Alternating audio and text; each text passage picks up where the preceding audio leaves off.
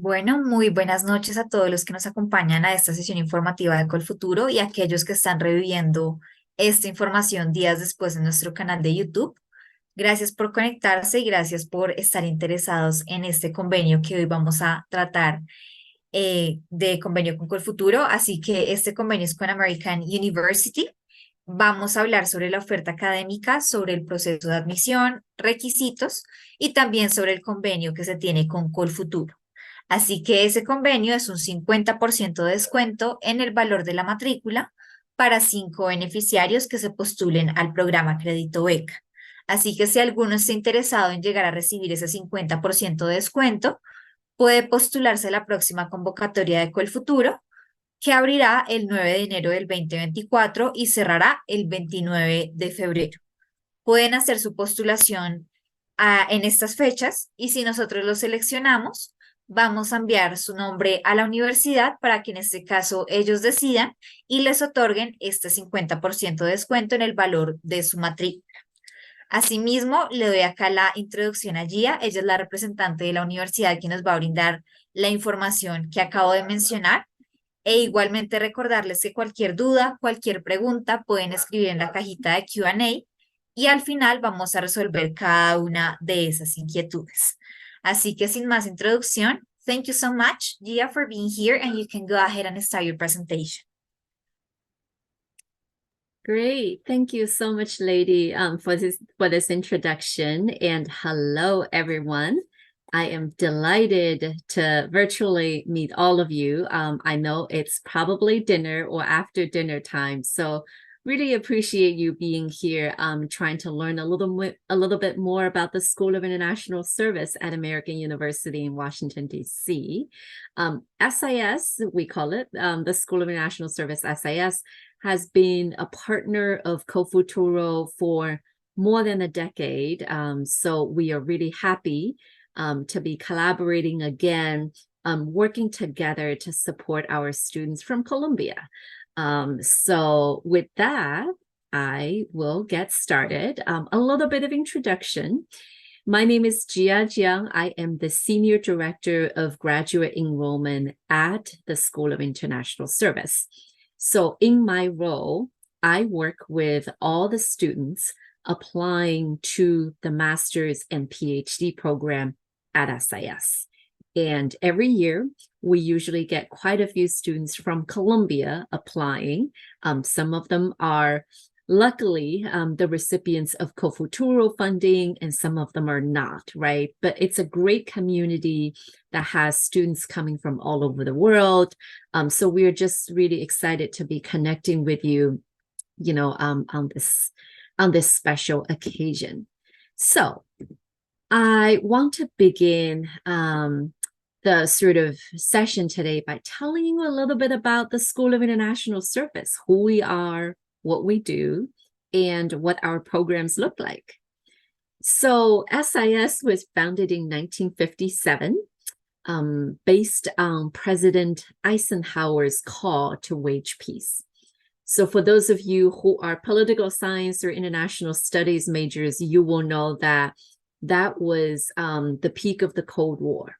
So President Eisenhower at the time very much wanted universities to start building international affairs into their education curriculum so that we will end up with a generation of students and professionals that are internationally and globally trained, and that we would be able to sort of, work in an environment when the US-Soviet relations no longer dominated our foreign policy. So it was a very interesting time in history, and that's when SIS was born. And what it means for SIS today, wage and peace versus war, right, is that we are very much about being of service to the international community, social justice and service and human rights and poverty alleviation, as well as what we do on the environmental front, are very much at the core of the School of International Service. These are our values, And our degree programs are designed and delivered to our students very much with these sort of commitments in mind. But we are also absolutely, thrilled to say that SIS is a top 10 School of International Relations in the United States and globally.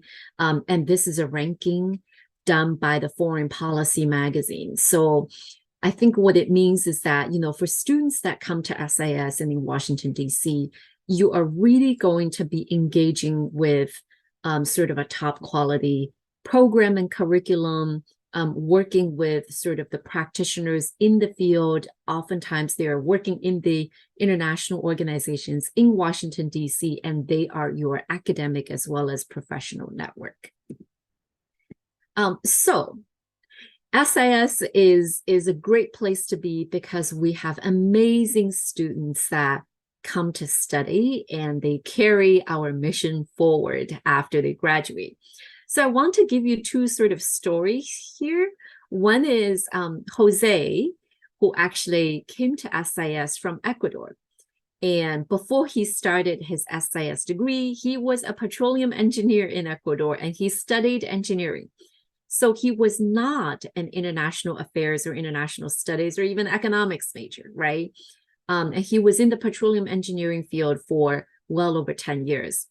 He had the courage to change his career and came to SIS to study environmental policy because he really wanted to see how his previous engineering background can help inform the policies we make environmentally.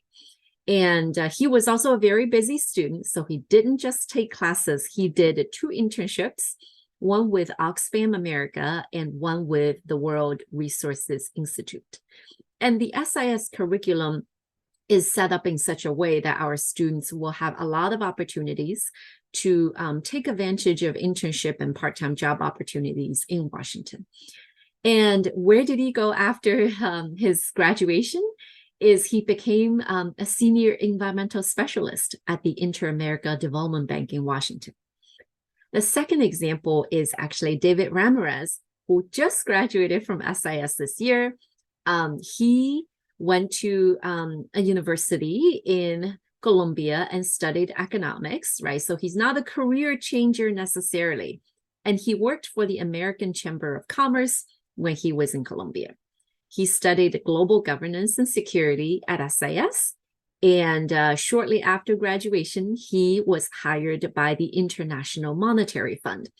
And I think what is really valuable for many of our international students, including the ones from Colombia, is that when you do an international degree in Washington, it's not just about taking classes and getting your academic training, right? It's also about building out a professional network and really helping to increase Colombia's representation within international organizations, within nonprofits. And I think that many of our students come with that mission that is much greater than themselves, than their own degree. So let's take a look at the degree programs at SIS that many of our students went through. So I'm not going to go through this long list of degrees, but ought to say that whether you want to do international economic relations, right, to have a quantitative orientation to your degree, or whether you want to do climate and global environmental policy, or international development because you care about community development, agricultural development, and education and development, there is a place for you at SIS.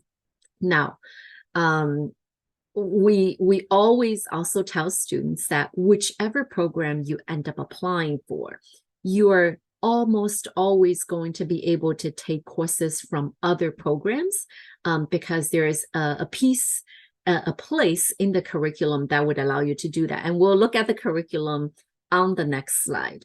So here is what an SIS degree looks like. So if you think of the degree as a building, it's made up of many building blocks, right? So regardless of the degree that you're going to apply for, you're going to have some foundational courses or what we call core courses that you're going to take because they are sort of the introduction to the field, to the particular degree that you have applied for. And then you're going to have an area of economics, an area of research methodology, because these are the hard skills that we think all international affairs students need to walk away with an SIS degree.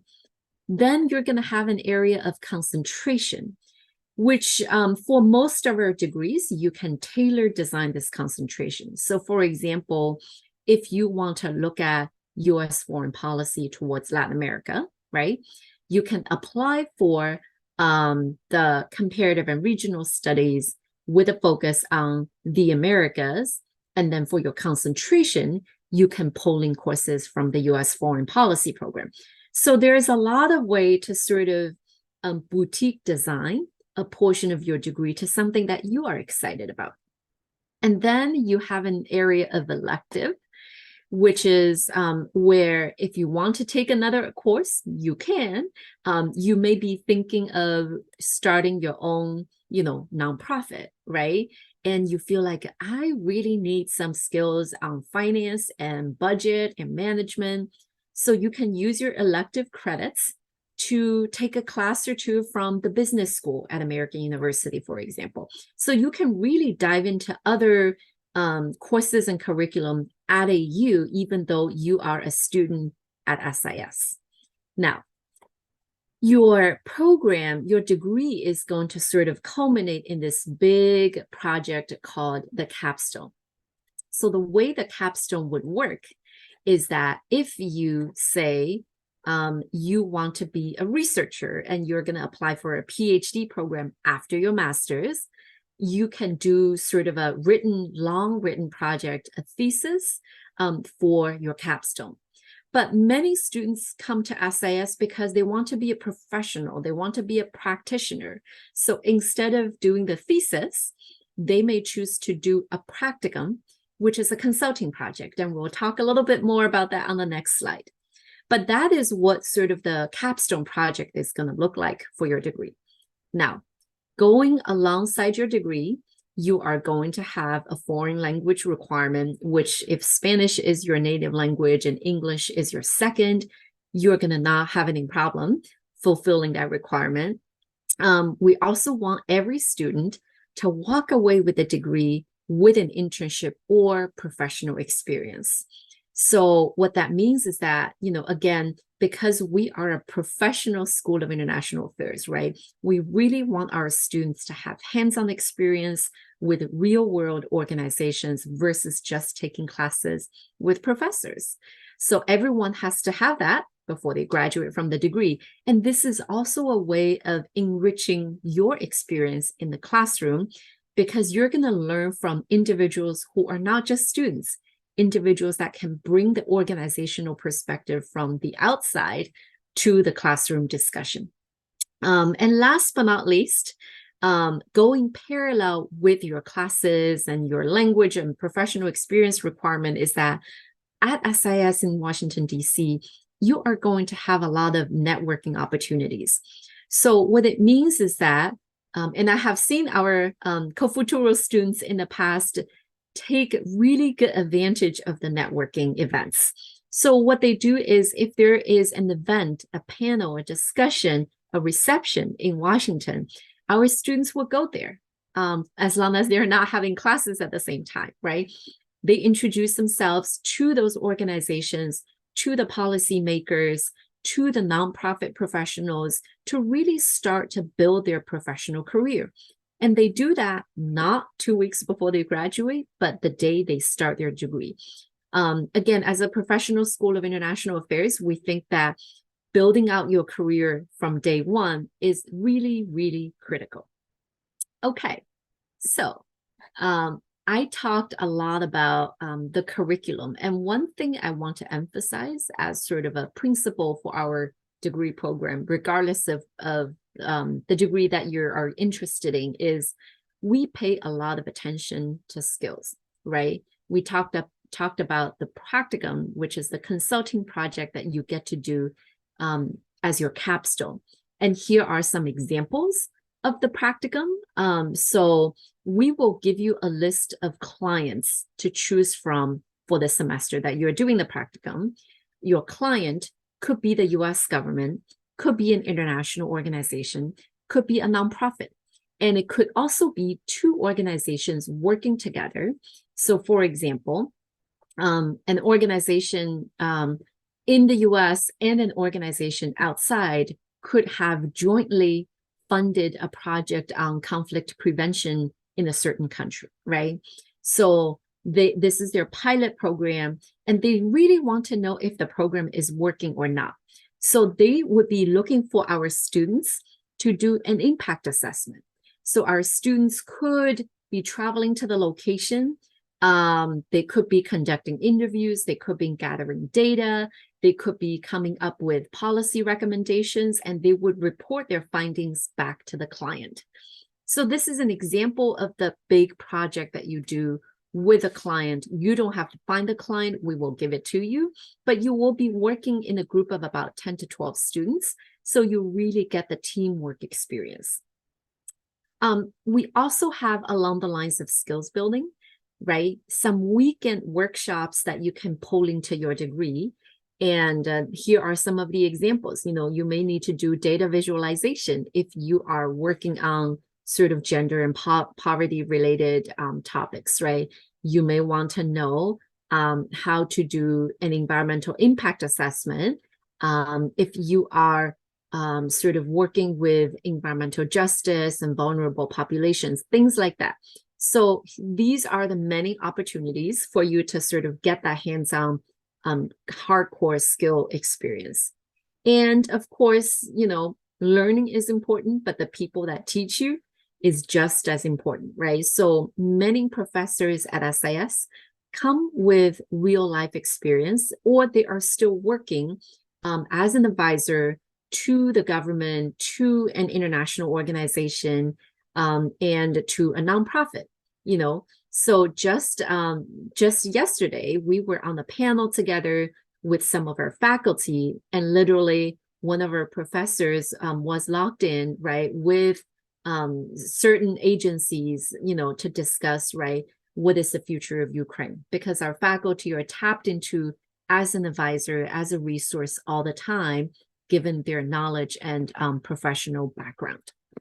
So we want to talk about the application because that's the part that we care a lot about, given sort of the important logistical nature of it. And here is a quick list of all the application materials that an applicant to SIS needs to submit. Obviously, the online application, if you are a master's candidate, you need 2 recommendation letters and 3 for the PhD. Once your application form is submitted, you will need to upload your resume, a personal statement, and you will also need to submit an official transcript for your bachelor's degree from Colombia. So a transcript is official only if it is sent to us directly by the university and not by you as the student, right? So what this means is that you will need to contact the university and have them email us a copy of the original transcript. And we'll have an email address for you on the next slide, but it has to come from the university. It cannot be something that you upload. It is also possible that sometimes universities would mail it to us. That is okay. Now, the only instance that we would accept a mailed document from you is if the university has given you the physical transcript in a sealed envelope. That's the only time that we can accept it from you, the student. And your transcript should come with an English translation. So there are, I would imagine, translation services and in Colombia that can help you with that. And we have also worked with many students in Colombia that worked with CoFuturo or Education USA to submit an English translation to us, and that is totally okay. You will have a $55 application fee that you can submit, that you need to submit, and then you do not need to take the GRE if you're a master's applicant, but you do for the PhD. And if you are an international student, you will submit the TOEFL, the IELTS, the PTE, or Duolingo, and I have the minimum scores listed here as well. So a few tips for our international applicants.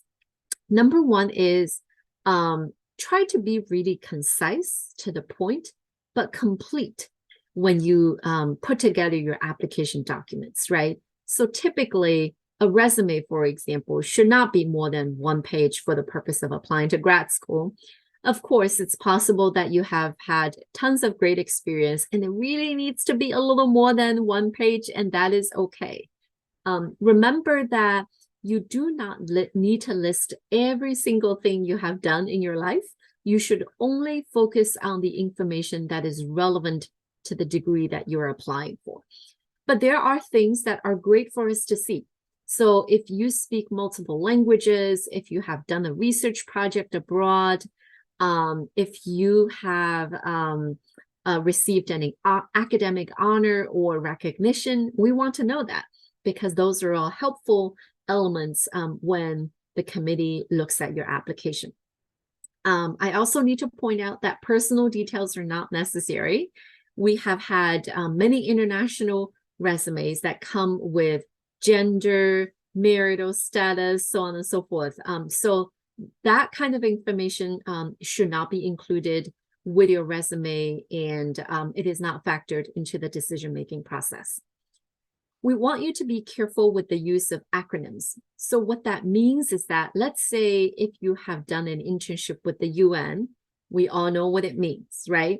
UN stands for the United Nations. But if you have interned with an organization in Colombia, for example, you want to spell out the full name of that organization, just because an audience outside Colombia may not necessarily know what that is, right? So just remember your audience and be as helpful as possible for them to get all the details of your experience and background. The next thing is really to think about how you can help your recommenders to be successful, so that they can write a recommendation letter that is actually relevant and targeted for your graduate school application. So what I mean by that is, for example, and I very much understand that outside the United States, there isn't always a recommendation writing culture, right? So here, what we mean by setting your recommenders up for success is that you want to tell your recommenders a little bit about the graduate program you're applying for, the school you're applying for, and the kind of qualifications we're looking for. So what are the qualifications? Writing, academic research, and just in general sort of readiness for graduate level studies. Those are all some of the things that we would love to hear. And we want you to make sure that you are looking for recommenders not necessarily by their title, right? Because you could be working with a recommender who has a very high title, but that person doesn't know you very well. So it is not helpful for us to hear from that individual, but pick the individuals, primarily academic, and it could be professional as well. If you've been working and been out of school for a while, you know, it is helpful for that individual and to you know, tell us if they have worked with you closely, they have seen you grow academically and professionally. Okay, so be really smart about picking your recommenders and edit your writing carefully, whether it's your resume or your personal statement, because there is the content of what you write, and then there's the writing itself. And in grad school, we are going to be looking for students, right, who are strong writers.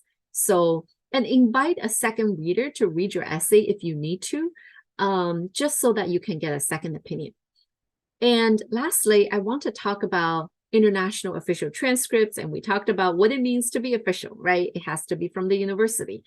But also remember that your transcript has to show that if you have graduated, it has to show the title of your degree and the day that it was conferred on you. Now, it is possible that depending on sort of the language and the culture and the university, you will have your transcript that has all the courses and all the grades you have received, and we need that for sure, but that your degree information will be a separate document. And that is okay, but we have to see some sort of degree confirmation along with your transcript. Now, if you are an undergraduate student who will graduate before you start your SIS degree, then the transcript you submit in January is not going to say your degree, right?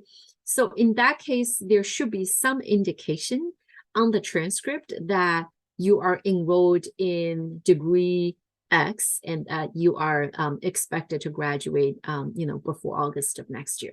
So just want to put that on your radar. Okay, some quick application deadlines. Master's application for the fall semester, your deadline is January 15th.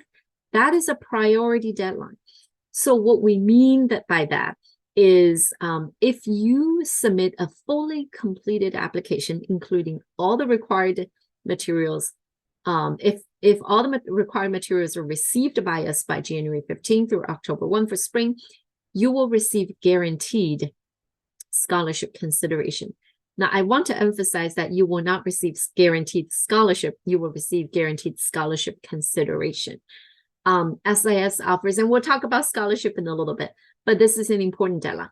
If your application is submitted and completed after January 15th, we will absolutely still work with you, but know that, your scholarship consideration and admissions consideration is going to be based on funding availability, right? So it's to your advantage if you can start the process early. And for PhD applicants, there is only one deadline. Everything has to be received by us by December 15th. So, application for scholarship. There is not a separate application for scholarship.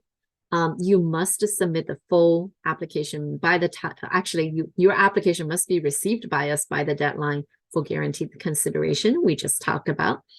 SIS funding could be partial tuition remission. So a portion of your tuition will be waived. It could also be an assistantship that allows you to work with an SIS professor on research or teaching.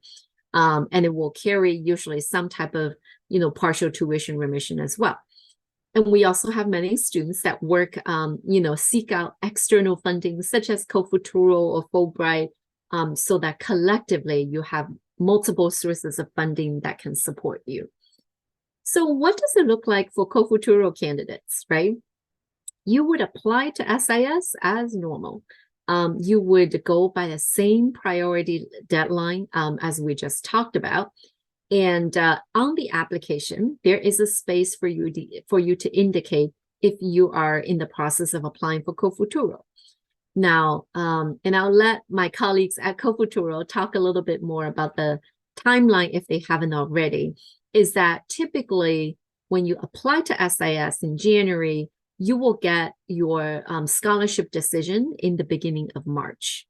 At that point, you probably have not heard from co-futuro about your decision yet, right? So what happens for your scholarship is that if, let's say, you were awarded a 20%, tuition scholarship for your degree, and then in May, you hear from co-futuro that you've been awarded co-futuro, then SIS will increase your scholarship to the 50%.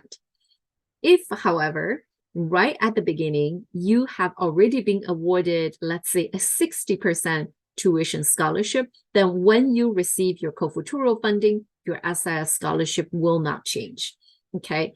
So I just want to sort of help you think about all these scenarios because, we have seen all of them, right, at various points in time with our students.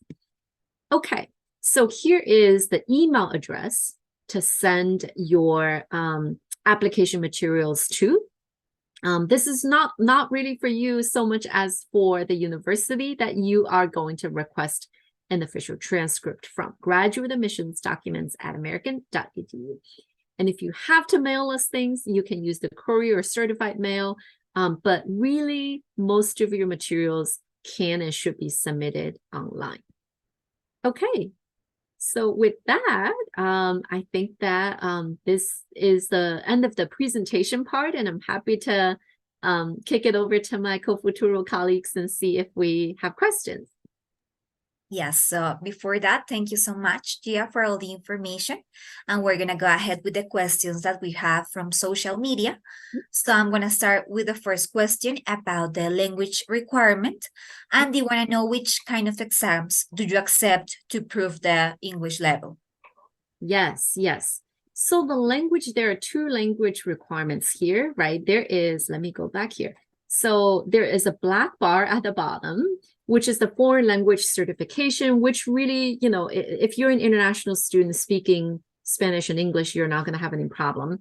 But if you're referring to the language proficiency needed to apply to SIS, then you will see at the bottom of this slide, right, that you are going to need to take the TOEFL and get a 100, or the IELTS and get a 7, or PTE at 68, or Duolingo at 120.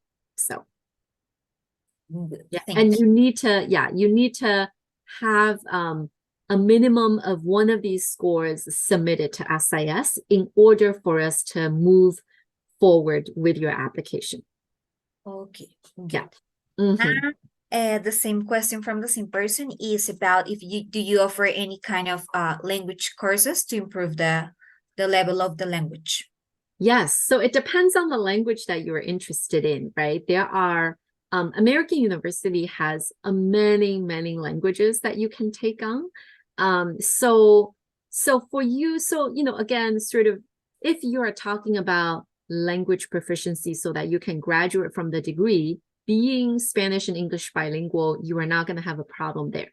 But if you're talking about picking up some additional language, right? You can certainly sign up for a language in French, let's say, at American University. Yeah, I mean, there are many ways of getting that language experience. Washington, D.C. also has other agencies that offer language courses. So if you want to take it elsewhere and not at the university, that's totally okay too.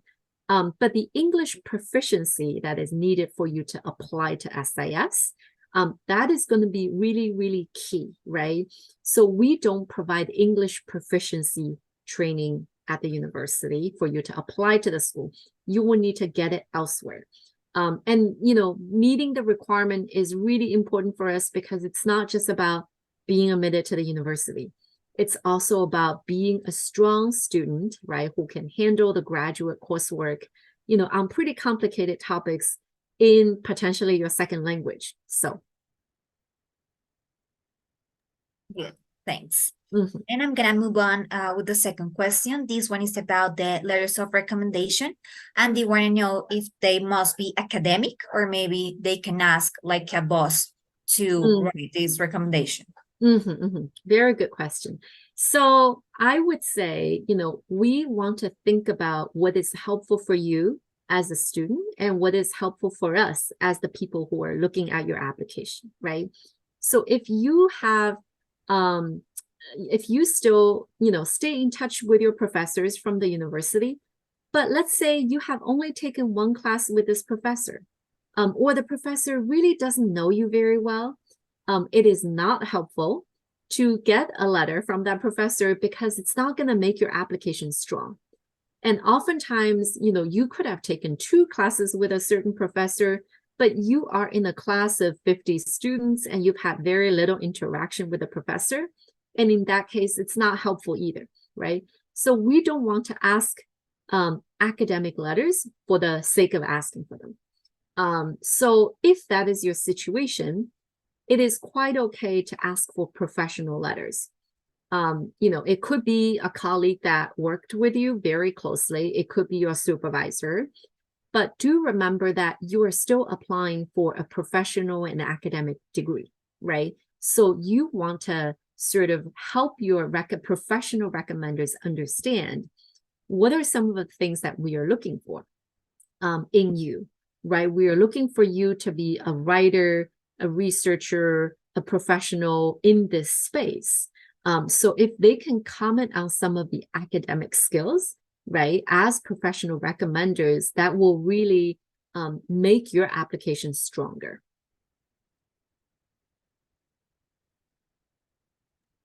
Thanks. I was checking the next question. Mm. This one is about the cost of living. So they want to know if maybe you can give us an estimated of the cost of living in the US. Yes, yes. So the US being, a very large place, the cost of living is going to be very different from region to region, right? It's just like the cost of living in Cartagena is going to be different than Bogota, like Yeah. it's really, it's really hard to say uniformly this is the case for the US. But Washington, D.C., I can tell you, does have some of the highest standard costs of living in the United States, right? So, and we want to be very upfront about that because it's a huge financial investment and commitment. We don't want to tell students it's really, really cheap when it's not, right? So I think the university has some general estimates for how much you're going to spend in Washington as an international student. And the estimate is usually around $1,300 for renting a room and having some basic sort of food expenses. So about $1,300 a month is a very rough estimate for the Washington, D.C. area. Now, would you have control over how much you spend? Absolutely, right? If you are renting your own apartment versus sharing a two-bedroom apartment with another individual, that is a completely different story, But so some of that is within your control, but our responsibility is not to tell you to plan low, right? Our responsibility is for you to tell you to budget for sort of, a sort of reasonable market amount. And then if you can go down from there because of your personal choices and preferences, great. So, yeah. Okay. Mm-hmm. Well, next question. This one is about like how easy or how difficult is to get a job once they finish the master's degree with you. Mm-hmm. Mm-hmm. Mm-hmm. So let me go back to, the two students that we looked at, right? So one thing, and we talked about how being a professional School of International Affairs career training is very, very important to us. So how ready you are going to be as a professional and how many opportunities you're going to have at the time of graduation or maybe even before that really depends on how much effort you put into it, right? So as a school, we give you a lot of career services. So you can apply to be paired with an alumnus, someone who graduated from the school. So you can have a year-long mentorship with that individual to get career tips and advice. And we also invite various employers to campus so that you can have FaceTime with those organizations when you are a student, right? But you have to carve out the time to do that. If we offer all the opportunities and you're so busy and you can't really do any of those, right? You're not going to be career ready by the time you graduate. So your proactiveness really, really matters. So look at the, Jose, let's say, right, who did 2 internships when he also took classes. And David also did other experiences that I don't recall off the top of my head. But if I do, I am more than happy to share with you. He was also really busy. He was actually networking in downtown DC a lot. So, and because of all these efforts that they have put in, they were both employed by international organizations after they graduate. And international students will not be able to work in a US government agency just because you're on a visa, right? So if one day you become a US citizen or resident, you will be eligible for more US government jobs. But a lot of our international students are not looking to work in the US government, They care about nonprofit organizations, private organizations, as well as international organizations, again, for the purpose of increasing, let's say, Colombia's representation at the global stage, on the global stage. So very thoughtful questions, and you thought about not just the beginning, but also the end. So I appreciate that. Yeah, so I was checking, like trying to find the easy ones, but yeah, we have really tough questions, but Yes, I'm yes, love trying them. to check all of them. Hmm. So let me just go ahead with a question from Jorge. And his question is about the audio technology master. And he want to know if this master applies for the scholarship. Yeah, Jorge, thank you for your question. So the audio technology program is not offered by the School of International Service. It's offered by the College of Arts and Sciences at American University. My understanding is that SIS is the only school that has the agreement with Cofuturo. Yeah. So you will not be receiving the 50% tuition. But I think that if you know that's what you want to do, um, and I mean, I would keep your options open, right? And Cofuturo is also a selective program, right? Like you need to keep your options open and maybe think about schools that are partners and schools that are not partners, so that you're ready for any scenario that may happen. Yeah. And the other thing I want to say is we have our graduate students that take courses from the College of Arts and Sciences. Maybe not necessarily audiovisual technology, but if they want to take a course on computer science, and at SIS, they are looking at sort of security and cybersecurity. Some of that is helpful from a different school. So Well, I'm gonna go ahead with the last two questions. We have a lot mm, of questions, so maybe I don't know if you can share with us like a contact email in case they have nice. more questions after the session. Yes, and I'm gonna navigate to the last slide. You have my email there, and you also have the other email, which is our main front desk, and we work together. So in case you don't hear back from me right away, you're welcome to email both email addresses. Yeah. Thanks. Mhm. And as I said before, I have two last questions. Mhm. So the first one, they want to know if you can give us like a piece of advice on how to get like a successful admission with you, what they have to take into account to be admitted to the programs. Yes. A very important thing is to understand that I think a lot of our students are very focused on the numerical part of the application, right? The numbers. They're concerned about their, grades, right, from their undergraduate degree. The reality is, if you have graduated already, right, you cannot change anything academically. So focus instead your energy on the components of your application that you have control over, because they are in your hands. This could be really writing a really strong personal statement, or having a conversation with your recommenders and set them up for success, like we talked about, right? And the critical part of your application for SIS is your personal statement. We do not want you to talk about very generally, why is it that you want to do international affairs? Because a lot of students say, I'm passionate about human rights and I care about things happening in the world. Okay, that is not enough. That is sort of too much of a superficial level of description, right? We want you to go deep into the degree that you are interested in. Do research about the program, what faculty are teaching in the program, what kind of courses they are teaching, and go into sort of the detailed discussions about the program, so that not only are you showing that you've done research about the program, you're also sort of understanding for yourself if this is the right program for you. So instead of saying, let's say, I care about poverty, right? Like, talk about what populations, what communities you're interested in what parts of the world, right? And what are sort of the lenses you want to take on? Do you want to look at poverty in relation to conflict?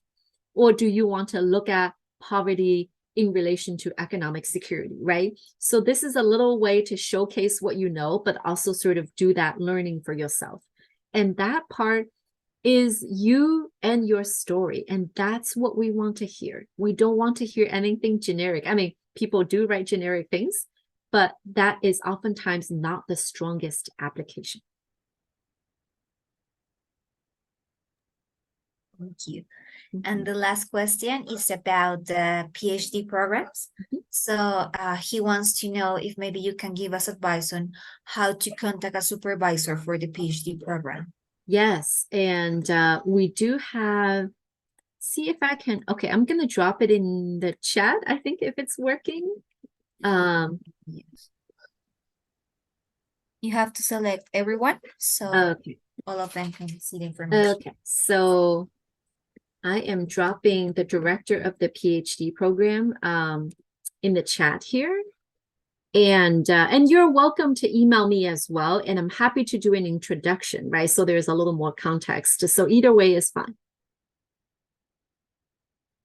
Good. So thanks again, Gia. We do not have more questions, so thanks for being here, for answering all the questions we have. Okay. And we hope that like all the students will choose the programs and will have access to Culture as well. So Yes. thanks everyone as well for being here. And I don't know if you can give us like a final information for all the students. Yes, yes. And thank you so much. And just want to say, really excited for all of you to be thinking about graduate school, in a different location. And, CoFuturo and SIS have partnered for so long. This is a truly amazing program that removes a lot of barrier for our students in the process, and making sure that you give back to the community that you are a part of, right? So I think that we have a lot of mission alignment here, and we hope that, with both of our work together, many of you will get to receive your education in the US and hopefully SIS. So, Yeah. So thanks, and all I right. hope everyone has a wonderful night. Thank you so much. Okay.